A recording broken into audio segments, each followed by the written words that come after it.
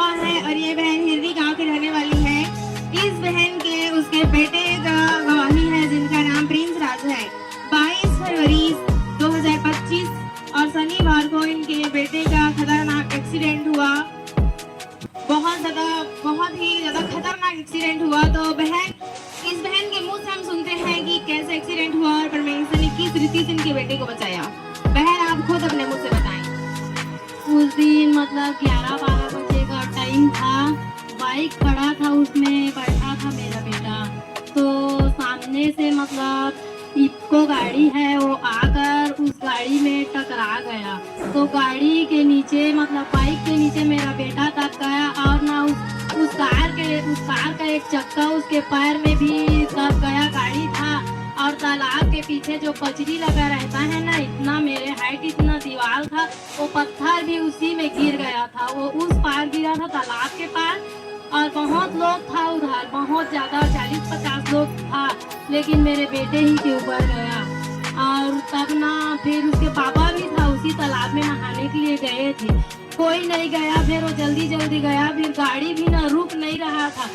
परमेश्वर ही ने उस गाड़ी का मतलब ब्रेक लगाया और गाड़ी बंद हुआ। तो फिर निकाला, उसके बाद घर में लाए उसको, फिर डॉक्टर के पास लेकर गए।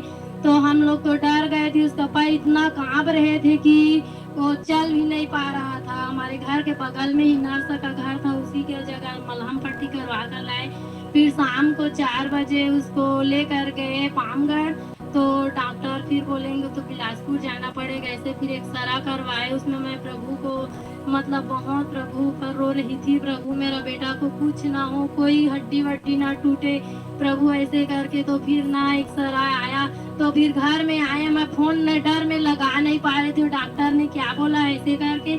तो फिर वो आए, मैं कैसे देख पाऊंगी जवान बच्चे को, अगर कुछ हो गया होगा तो मैं उसका कैसे मतलब रखूंगी, ऐसे करके। फिर ना वो आए तो एकदम सही सलामत था, नॉर्मल एकदम रिपोर्ट नॉर्मल आए, ना हड्डी टूटा था, ना मोच भी नहीं आए थे, ऊपर से भी लगा था। मैं प्रभु को बहुत बहुत धन्यवाद देती हूँ।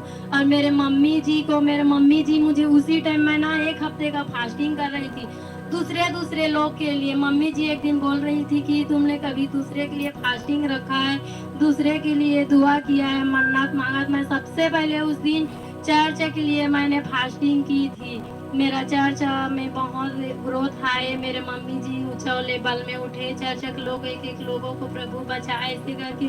फिर बीमारों के लिए रखी, फिर जिसका बच्चा नहीं उसके लिए रखी, जो गरीब है उसके लिए रखी, जो पागल है उसके माँ बाप से दूर मत कर, ऐसे करके सबके लिए 1 हफ्ता तक मैंने रखी उसी टाइम में।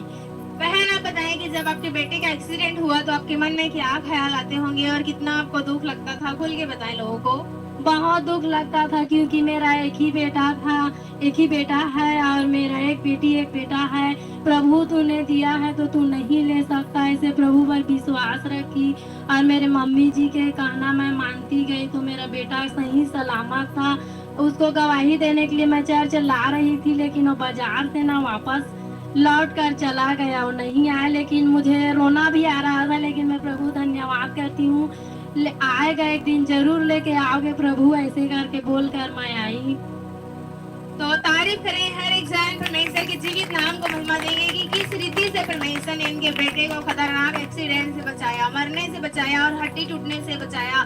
क्योंकि परमेश्वर का वचन कहता है कि वह तेरी हड्डी हड्डी की रक्षा करता है, उनमें से एक भी टूटने नहीं पाती। और सच में ये वचन इस बहन के बेटे के जीवन में पूरा हुआ। जब ये बहन जीवित चर्च के साथ सनिता मिनिस्ट्रीज के साथ जुड़े हैं, तब परमेश्वर ने इनके पूरे परिवार की रक्षा किया और उस खतरनाक एक्सीडेंट में ना तो हड्डी टूटा और ना ही मरने भी नहीं दिया। तारीफ करेंगे हर एक जन तालियों के साथ परमेश्वर के जीवित नाम को महिमा देंगे। तो बहन आप उन लोगों को क्या बोलना चाहते हैं जो ऐसे ही परेशानी में हैं, जो एक्सीडेंटल स्पिरिट से परेशान हो चुके हैं, दुखी है, परेशान है, उनको क्या बोलना चाहते हैं आप? मैं उनको ये बोलना चाहती हूँ, लोग डरे ना, घबराए ना, प्रभु के वचन में खड़े रहे, अड़े रहे और मन्नत मांगे, फास्टिंग रखे और बीजों को बोए।